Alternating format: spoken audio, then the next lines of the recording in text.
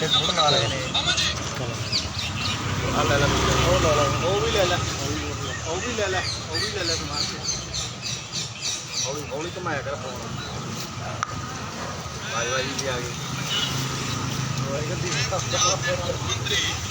तू याद करके अभी अपग्रेड नहीं होया दुकान जाओ दुकान तो बड़ी ना ना 87 तो नहीं कह रहे लाइव लाइव भाई मैंने गोटे से गोटा रख लो आ दे दे यार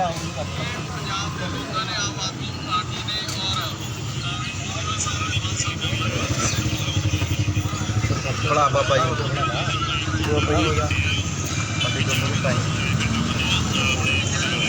वाहिगुरू जी का खालसा वाहिगुरू जी की फतेह।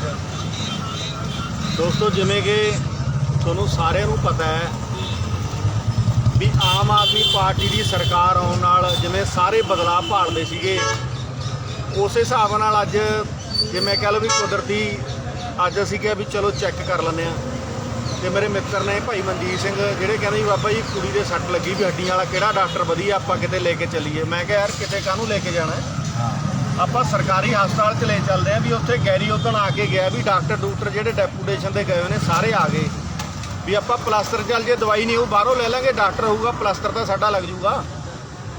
पर इत्थे आके दस्सिया जिहड़ा अज तो साल पहलां असीं सेहत सिस्टम नूं सियापा करके गए हैं रोक के गए हैं इसे जगह ते धरना ला के गए हैं सानूं कहंदे सारा सिस्टम सही हो जूगा डॉक्टर आ जाणगे।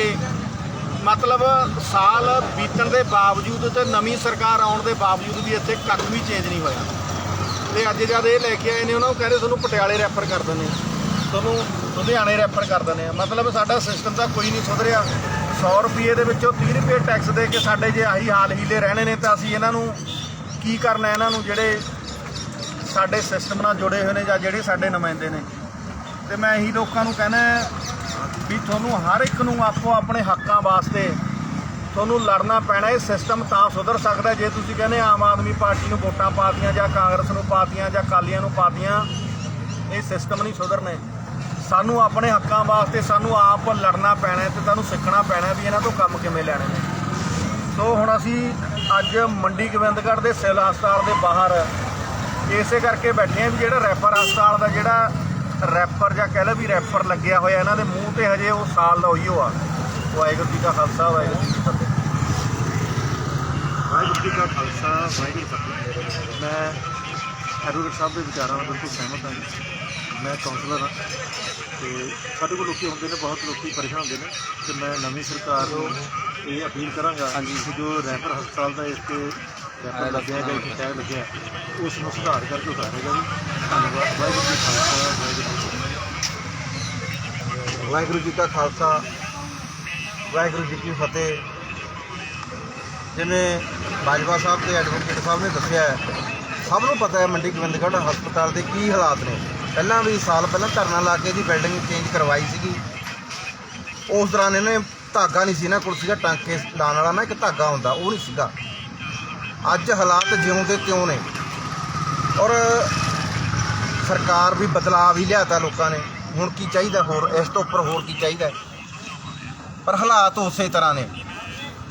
मैं बाहला नहीं कुछ भी कहूँगा लोगों को सब कुछ पता है कि इत्थे किवें कल परसों की गल है एक भल माजरे तो शायद तरखेड़ी रंगेड़े वालों आए हुए सी उन्हों का भी यही रौला सी एक्सरे का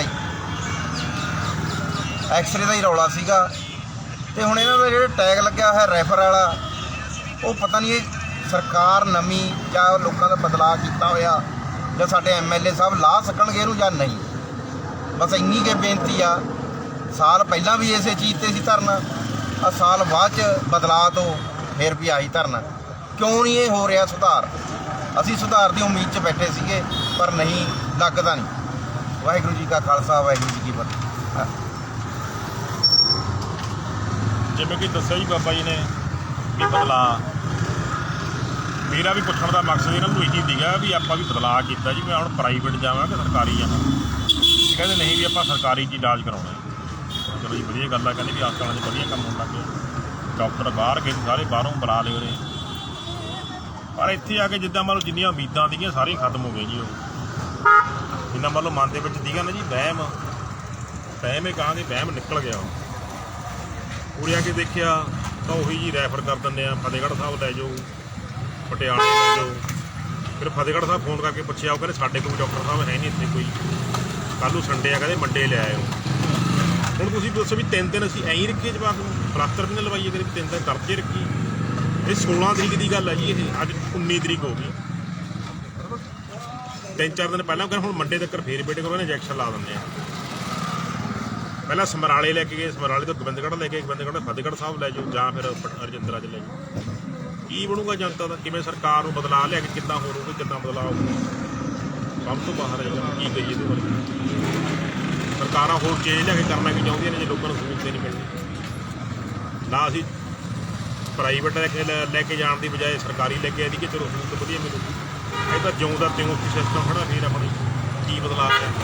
ਸਾਨੂੰ ਤਾਂ ਕੋਈ ਦੇਖਣ ਨਹੀਂ ਬਦਲਾਅ ਆਇਆ। ਬਾਕੀ ਜਨਤਾ ਆਪ ਸਿਆਣੀ ਹੈ ਜੀ। ਧੰਨਵਾਦ ਜੀ। ਮੈਂ ਬੇਨਤੀ ਇਹ ਕਰਦਾ ਸ਼ਹਿਰ ਵਾਸੀਆਂ, ਇਲਾਕਾ ਵਾਸੀਆਂ ਅੱਗੇ ਵੀ ਆਇਆ ਕਰੋ, ਕਿਉਂਕਿ ਬਦਲਾਅ ਦਾ ਪਤਾ ਲੱਗੇ। ਸਰਕਾਰੀ ਚਾਹੇ ਕੋਈ ਅਮੀਰ ਆ ਚਾਹੇ ਕੋਈ ਗਰੀਬ ਆ, ਹਰ ਬੰਦਾ ਆਵੇ ਇੱਥੇ ਲਾਈਨਾਂ 'ਚ ਲੱਗਣ ਤੋਂ ਨਾ ਕਤਰਾਵੇ। ਮੈਂ ਇੱਕ ਭੈਣ ਵੀ ਦੇਖੀ ਸੀ ਤੇ ਕਹਿੰਦੀ ਲਾਈਨ 'ਚ ਲੱਗਣ ਨਾਲ ਤਾਂ ਬਾਹਰੋਂ ਹੀ ਦਵਾਈ ਲੈ ਲੈਂਦੇ ਜਾਂ ਇੰਨਾ ਟਾਈਮ ਲੱਗ ਰਿਹਾ ਨਾ। ਇਹ ਚੀਜ਼ ਤੋਂ ਕਤਰਾਓ ਨਾ, ਬਦਲਾਅ ਦਾ ਪਤਾ ਲੱਗੇ ਵੀ ਬਦਲਾਅ ਸੱਚਮੁੱਚ ਆਇਆ ਘਰ ਬੈਠਿਆਂ ਨੂੰ, ਜਾਂ ਪ੍ਰਾਈਵੇਟ ਜਾਣ ਨਾਲ ਨਹੀਂ ਪਤਾ ਲੱਗਣਾ। ਹਰ ਜਗ੍ਹਾ ਜਾਓ, ਜਿਹੜੀ ਸਰਕਾਰੀ ਸੰਸਥਾ ਉੱਥੇ ਜਾ ਕੇ ਪਤਾ ਕਰੋ ਵੀ ਬਦਲਾਅ ਆਇਆ ਜਾਂ ਨਹੀਂ। ਹਰਵਿੰਦਰ। ਵਾਹਿਗੁਰੂ ਜੀ ਦਾ ਖਾਲਸਾ, ਵਾਹਿਗੁਰੂ ਜੀ ਕੀ ਫਤਿਹ। ਵਾਹਿਗੁਰੂ ਜਿਵੇਂ ਪਹਿਲਾਂ ਕਿਹਾ ਸੀਗਾ ਕਿ ਬਾਬਾ ਜੀ ਨੇ ਕਿਹਾ ਵੀ ਬਦਲਾਅ ਲਿਆਉਣ ਵਾਸਤੇ ਪਹਿਲਾਂ ਸਾਨੂੰ ਆਪਣੀ ਸੋਚ ਬਦਲਣੀ ਪੈਣੀ ਆ। ਸਰਕਾਰੀ ਸਿਸਟਮ ਤੋਂ ਤਾਂ ਹਰੇਕ ਬੰਦਾ ਤੰਗ ਆ, ਪਰ ਉਲਟਾ ਇਹਦੇ ਹਰੇਕ ਬੰਦੇ ਸਿਸਟਮ ਦਾ ਹਿੱਸਾ ਬਣਨਾ ਚਾਹੁੰਦਾ, ਤੇ ਕਿਤੇ ਨਾ ਕਿਤੇ ਕਾਣ ਸਾਡੇ 'ਚ ਵੀ ਆ। ਧਰਨਾ ਲਾਉਨੇ ਆ ਤੇ ਹਰੇਕ ਬੰਦਾ ਇਹ ਸੋਚਦਾ ਯਾਰ ਧਰਨਾ ਲਾ ਕੇ ਕੀ ਕਰਾਂਗੇ। ਤੇ ਜੇ ਆਪਾਂ ਧਰਨਾ ਨਹੀਂ ਲਾਵਾਂਗੇ, ਇੱਕ ਬੱਚਾ ਵੀ ਜਿੰਨੀ ਦੇਰ ਰੋਂਦਾ ਨਹੀਂਗਾ ਨਾ, ਮਾਂ ਦੁੱਧ ਨਹੀਂ ਪਿਲਾਉਂਦੀ।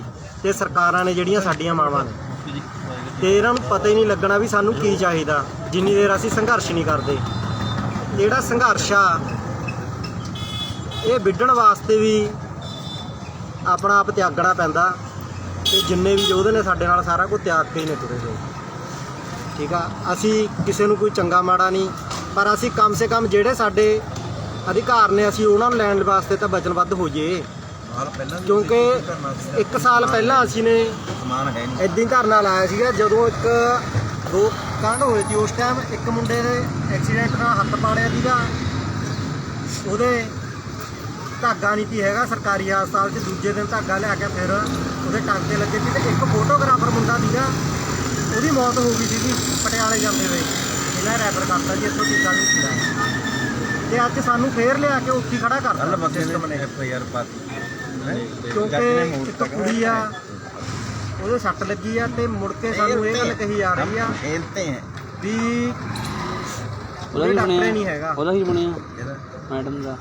ਇਸ ਚੀਜ਼ ਵੱਲ ਜ਼ਰੂਰ ਸਿਸਟਮ ਨੂੰ ਧਿਆਨ ਦੇਣਾ ਚਾਹੀਦਾ ਵੀ ਅਸੀਂ ਕੀ ਕਰ ਰਹੇ ਹਾਂ ਤੇ ਅਸੀਂ ਕਿੱਦਾਂ ਨਿਗਾਹਦਾਰੀ ਰੱਖੀਏ। ਕਿਉਂਕਿ MLA ਸਾਹਿਬ ਚਾਹੇ ਆ ਗਏ ਗੇੜਾ ਮਾਰ ਗਏ, ਪਰ ਉਹਨਾਂ ਦੀ ਨਿਗਾਹਦਾਰੀ ਪੱਕੀ ਹੋਣੀ ਚਾਹੀਦੀ ਆ ਵੀ ਇੱਥੇ ਹੋ ਵੀ ਰਿਹਾ ਉਹ ਕੰਮ। ਗਰਾਊਂਡ ਲੈਵਲ ਤੇ ਕੰਮ ਕੁਝ ਵੀ ਨਹੀਂ ਹੋ ਰਿਹਾ ਹੈਗਾ ਜੀ, ਤੇ ਤੁਸੀਂ ਵੀ ਇੱਧਰ ਧਿਆਨ ਦਿਓ। ਗਰਾਊਂਡ ਲੈਵਲ ਤੇ ਚਾਹੇ ਕਿਸੇ ਬੰਦੇ ਦੀ, ਆਪਣੇ ਵਲੰਟੀਅਰ ਦੀ, ਕਿਸੇ ਦੀ ਵੀ ਡਿਊਟੀ ਲਾਓ ਵੀ ਤਾਂ ਦੇਖੋ ਇਹ ਚੀਜ਼। ਤੇ ਜੇ ਦੇਖੋਗੇ ਸਾਡਾ ਵਿਰੋਧ ਹੈ, ਜਿਹੜਾ ਸਾਡਾ ਵਿਰੋਧ ਸੱਭਿਅਕ ਵਿਰੋਧ ਆ, ਤੇ ਸੱਭਿਅਕ ਵਿਰੋਧ ਅਸੀਂ ਕਰਦੇ ਰਹਾਂਗੇ, ਤੇ ਇਹ ਸਾਡਾ ਹੱਕ ਆ। ਤੇ ਬਾਕੀ ਬਾਬਾ ਜੀ ਨੇ ਜਿੰਨਾ ਟਾਈਮ ਦਿੱਤਾ ਹੋਇਆ, ਸਾਨੂੰ ਵੀ ਪਤਾ ਸਿਸਟਮ ਇੰਨਾ ਕੁ ਗੰਦਲਾ ਹੋ ਚੁੱਕਿਆ ਵੀ ਇਹਨੂੰ ਟਾਈਮ ਲੱਗੂਗਾ ਸਾਫ਼ ਹੋਣ ਨੂੰ। ਪਰ ਕਿਤੇ ਨਾ ਕਿਤੇ MLA ਸਾਹਿਬ ਨੂੰ ਵੀ ਇਹ ਚੀਜ਼ ਦੀ ਰਿਸਪੌਂਸਿਬਿਲਿਟੀ ਲੈ ਕੇ ਇਸ ਚੀਜ਼ ਨੂੰ ਸੀਰੀਅਸ ਲੈਣਾ ਚਾਹੀਦਾ ਵੀ ਸਿਸਟਮ ਕਰ ਕੀ ਰਿਹਾ। ਕਿਉਂਕਿ ਕਿਸੇ ਵੀ ਡਾਕਟਰ ਨੇ, ਈਵਨ ਕਿ SMO ਸਾਹਿਬ ਨੂੰ ਵੀ ਫੋਨ ਕੀਤਾ, ਉਹਨਾਂ ਨੇ ਕੋਈ ਵੀ ਸਾਨੂੰ ਕੋਈ ਵਿਸ਼ਵਾਸਪੂਰਵਕ ਸਟੇਟਮੈਂਟ ਨਹੀਂ ਦਿੱਤੀ ਹੈਗੀ। ਕਹਿੰਦੇ ਜੀ ਵੀ ਅਸੀਂ ਨਹੀਂ ਜੀ ਕੁਛ ਕਰ ਸਕਦੇ ਹੈਗੇ, ਇਹ ਤਾਂ ਜੀ ਬਸ ਬਦਲੀ ਹੋ। ਤੇ ਜਦੋਂ ਐਡਵੋਕੇਟ ਸੁਤੰਤਰ ਜੀ ਨੇ ਕਿਹਾ ਵੀ ਭਾਈ ਫੇਰ ਅਸੀਂ ਧਰਨਾ ਲਾ ਲਈਏ, ਉਹ ਕਹਿੰਦੇ ਜੀ ਤੁਹਾਡਾ ਹੱਕ ਆ, ਜੋ ਮਰਜ਼ੀ ਕਰ ਲਓ। ਤੇ ਦੇਖੋ ਵੀ SMO ਸਾਹਿਬ ਕਿੰਨਾ ਸੀਰੀਅਸ ਲੈ ਰਹੇ ਨੇ ਇਸ ਮੁੱਦੇ ਨੂੰ। ਤੇ ਬਾਕੀ ਹੁਣ ਦੇਖਦੇ ਹਾਂ, ਪੁਰਾਣੀ ਗੌਰਮੈਂਟ ਤਾਂ ਸਾਨੂੰ ਪੁੱਛਦੀ ਨਹੀਂ ਸੀ, ਤੇ ਨਵੀਂ ਗੌਰਮੈਂਟ ਦੇਖਦੇ ਹਾਂ ਵੀ MLA ਸਾਹਿਬ ਕਿੰਨਾ ਕੁ ਸੀਰੀਅਸ ਲੈਂਦੇ ਨੇ ਇਹ ਚੀਜ਼ ਨੂੰ, ਤੇ ਕੀ ਐਕਸ਼ਨ ਲੈਂਦੇ ਨੇ। ਵਾਹਿਗੁਰੂ ਜੀ ਕਾ ਖਾਲਸਾ, ਵਾਹਿਗੁਰੂ ਜੀ ਕੀ ਫਤਿਹ।